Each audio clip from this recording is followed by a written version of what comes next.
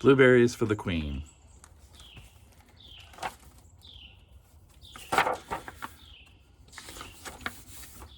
Abracadabra, said William, waving the broomstick over his big brother Roger. You are now a toad. Stop living in a fairy tale, William, Roger said. There's a war on. I know, said William, but suppose I could wave a magic wand and turn Hitler into a loathsome toad. That would win the war, right? That's just plain stupid, said Roger. Wars are won by brave, hard-working people, not by magic, and certainly not by babies like you.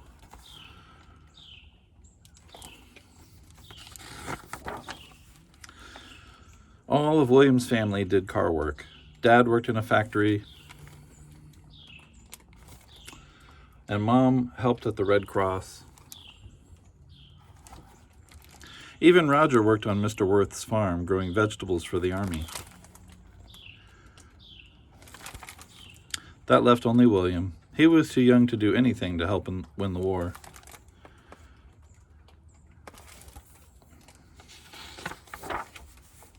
At night, before he fell asleep, William imagined that he was a brave knight, winning a battle after battle until the war was over.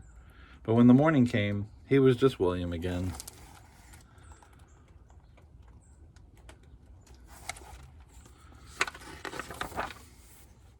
One day, Roger ran into the house. Guess what?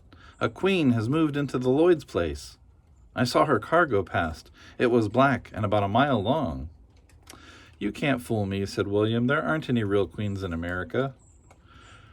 Oh, she's come, has she? Mom sounded all excited. She is a real queen, William. She's Queen Wilhelmina. She and her family have to leave the Netherlands because of the war. They're renting the Lloyd estate this summer. Maybe we should go visit the queen, said William. Roger hooted. You think you can just knock on the door and say, Howdy do, Ms. Queen, I'm William Arnold from down the road. Besides, you wouldn't know a real queen if you saw one. I would too, said William. They've got robes and scepters and wear crowns on their heads. Roger nearly fell over laughing. And they ride in coaches made from pumpkins. Of course not, said William. That's only once upon a time. Now they ride in big black cars.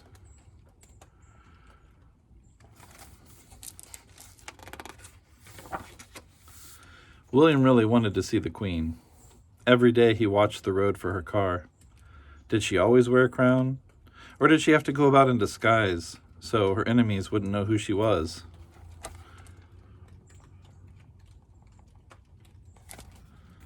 At last, one day, he saw a long black limousine.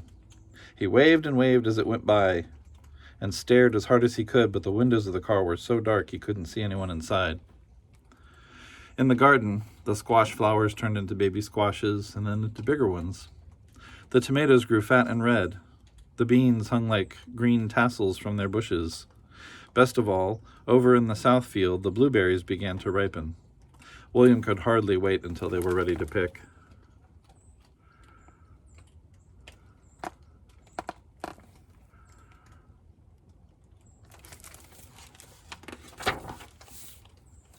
In the meantime, Roger almost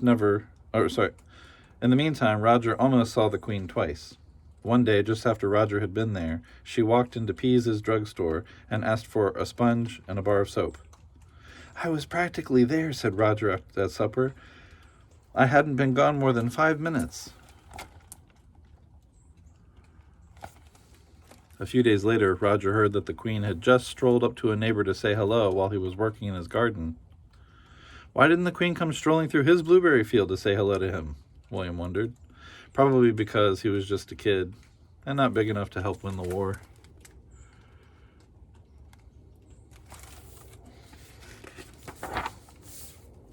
When the blueberries were finally ripe, William and Dad picked blueberries all morning long. Dad put a fat berry in his mouth. Yum, he said. Taste one, William. See if it doesn't make your mouth rejoice. William popped a handful of the sweet berries into his mouth. Is picking blueberries war work, Daddy? No, said Dad. I think it's more like piecework. Nobody could be unhappy eating blueberries. They chase all your worries away. Just then, a long black car went past. There's the Queen's car, Dad. Have you seen her yet, son? No, said William, and Roger says they're leaving soon. All summer, William had lived just down the road from a real queen, and he'd probably never get to see the tip of her scepter. Roger says they're just going to Canada. They can't go home yet. Dad shook his head. No, not yet. War is a terrible thing, even for a queen.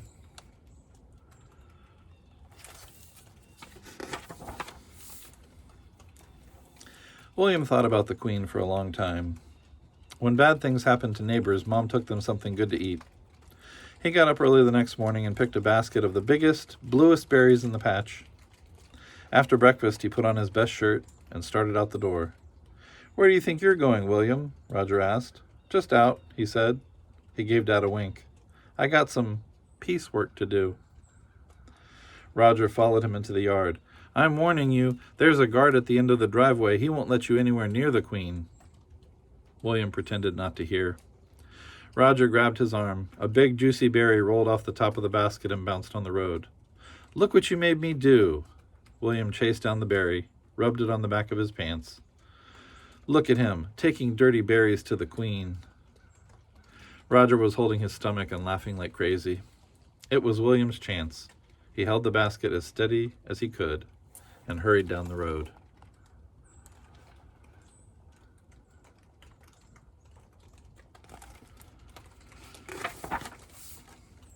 When he got to the Lloyds estate, a guard stepped out of a little house made from the school bus shelter.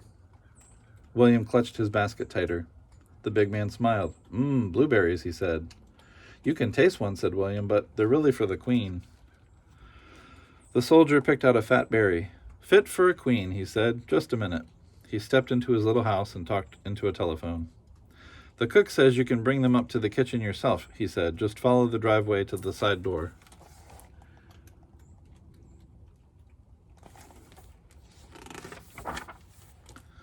William followed the winding drive through the evergreens up to the house. The cook was waiting for him, but just as she was about to take the berries from William, another woman appeared from behind her shoulder. What do we have here, Miss Watson? The cook gave a bow and stepped back. It's one of the boys from the neighborhood, ma'am, bringing some blueberries. I picked them this morning to give to the queen, said William. How nice, the lady said. What beautiful berries.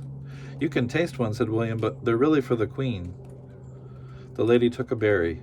Lovely, she said. I think the queen needs a nice surprise today. Why don't you come with me?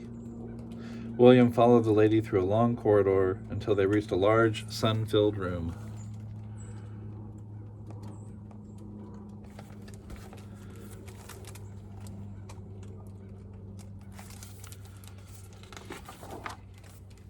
A soldier standing inside the door snapped to attention when he saw William and the lady. We need to see Her Majesty, she said. It will only take a moment. The soldier went into the room, bent over, and whispered something to someone William couldn't quite see. Excuse me, gentlemen, a woman's voice said. My daughter needs to interrupt us for just a minute. The men jumped to their feet, turned toward the door. William's mouth fell open. One of the men had 4 stars on his shoulder. He was a real general. A neighbor lad has brought you a gift, Mother. I thought you might like to thank him yourself. Of course. I'm sure the war will wait. Come in.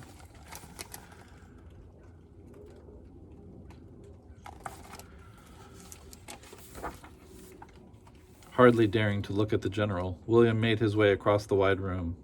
There sat a plump, white-haired lady in a regular old dress. What's your name, son? The woman asked, and smiled at him, just as his own grandmother would have. If this was the queen, she wasn't at all scary, but his voice shook a little all the same. I'm William, he said. I live just down the road. I picked these blueberries in our field this morning because I didn't want you to be sad, but he couldn't think of anything else to say. He just held out his basket of blueberries. Why, thank you, William, the queen said. No one has brought me such a nice present since I left home. You can taste one now if you want to, said William. It makes your mouth rejoice. The queen selected a big juicy berry from William's basket and put it into her mouth. Then she smiled. You're right, William, she said. Blueberries do make your mouth rejoice. Here, gentlemen, she said, holding out the basket to each of her guests. Have a taste of William's blueberries.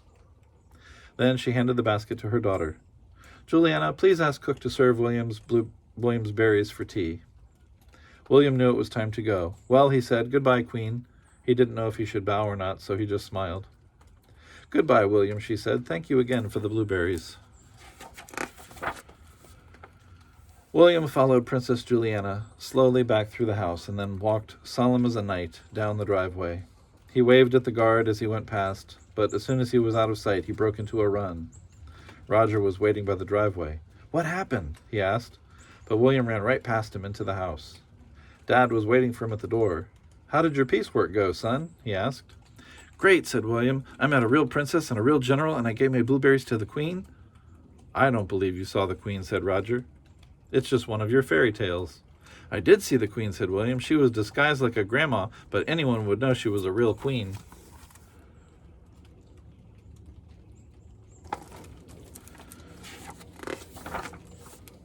That night, as he lay in bed, William pretended that he was a mighty knight, whose brave acts ended the war.